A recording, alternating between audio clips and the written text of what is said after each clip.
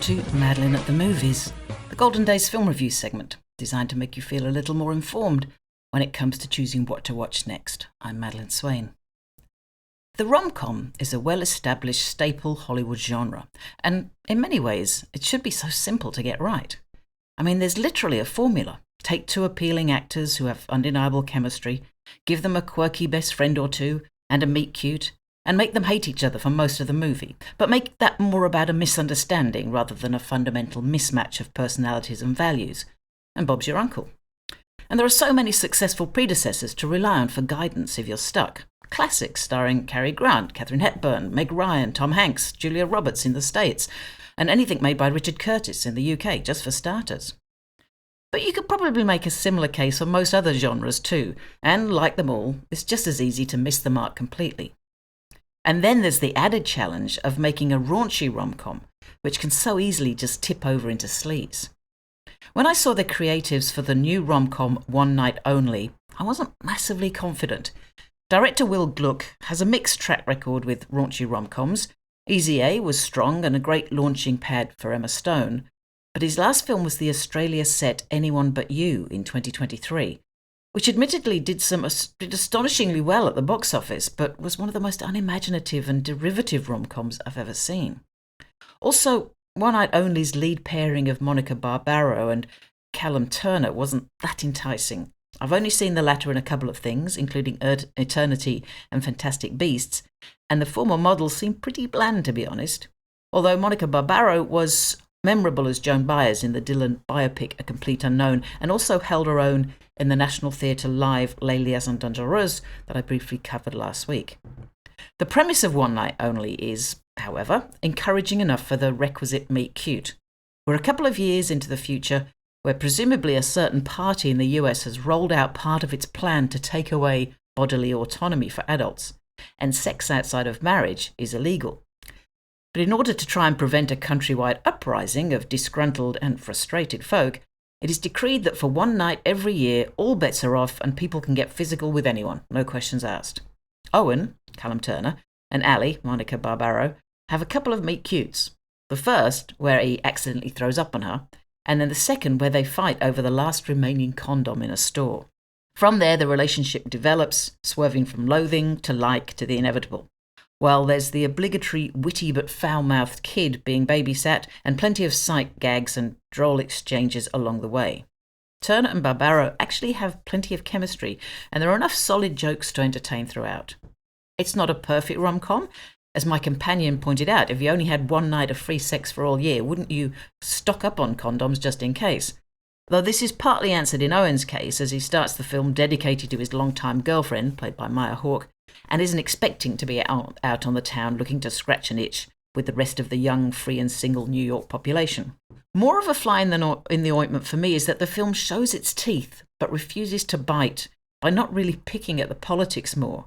It's clearly pointing to a possible future if certain powerful lobby groups get their agenda rolled out, but then it hedges its bets by seeming to suggest that perhaps in the end it's a good thing for everyone to go back to a more restrictive set of morals, while conveniently ignoring the marginalised and non-traditional people who would be excluded.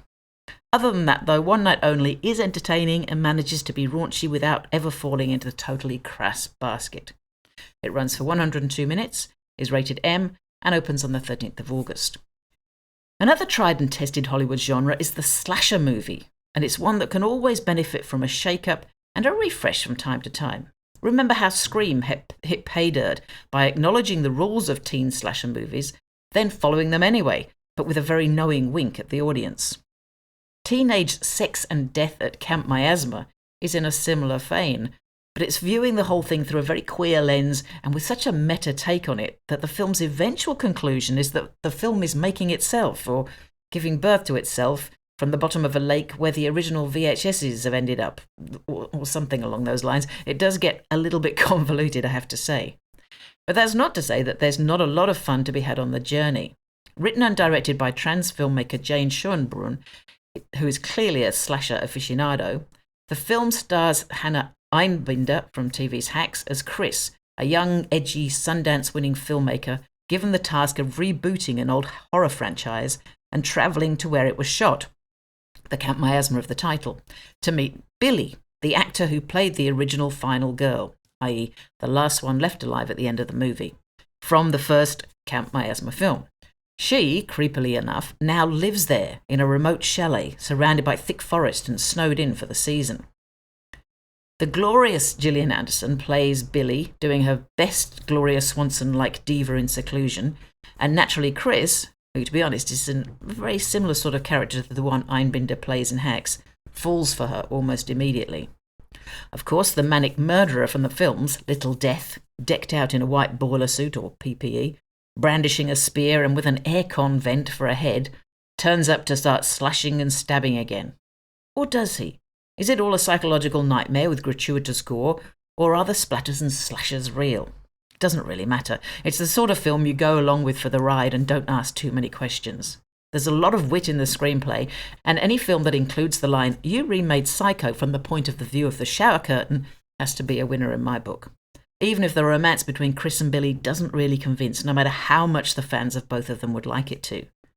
And also, if you remember that Little Death, or Petite Mort, also describes that moment of post-orgasmic bliss, you'll realise that nothing in this film is accidental.